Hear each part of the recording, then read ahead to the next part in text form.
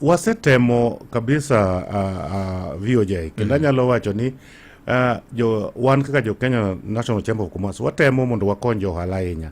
Kendo anyalo wacho ni kata mana ndalo mane corona odonje Kenya ne watiyo matek kabisa mane wadwaro partners mane nyalo biro makony johala kamiyo gi pesa nikech ndalo no ne nitie lockdown kendo ne onge ngama ne nyalo wuok kadhi tich nikech ji no obedo confined utegi.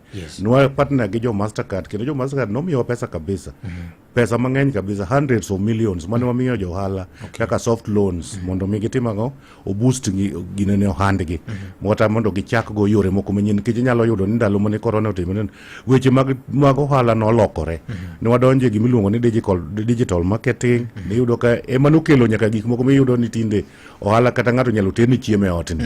Mago gik mane otimore nikech corona nikech dhano ok ne nyal wuok. Koro sama iwacho ni sama gik moko lorore to paro manyien nyaka donji.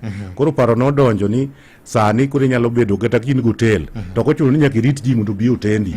Inyalo loso ng'ato moro mabiro kawo chiemo no to tero ne ng'acha e ot. Sama ng'ano kawo no ng'ano be koro iloso ne tich tendo ni create job opportunity for ng'ama nyalo timo deliveries.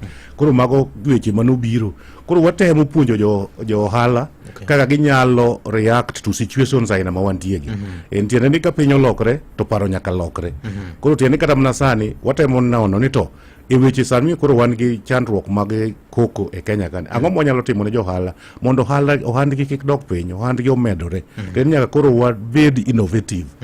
In the case ma koro ng'ato ok nyal wuok kata koko ng'enyne, ang'o mwanyalo timo? Yes.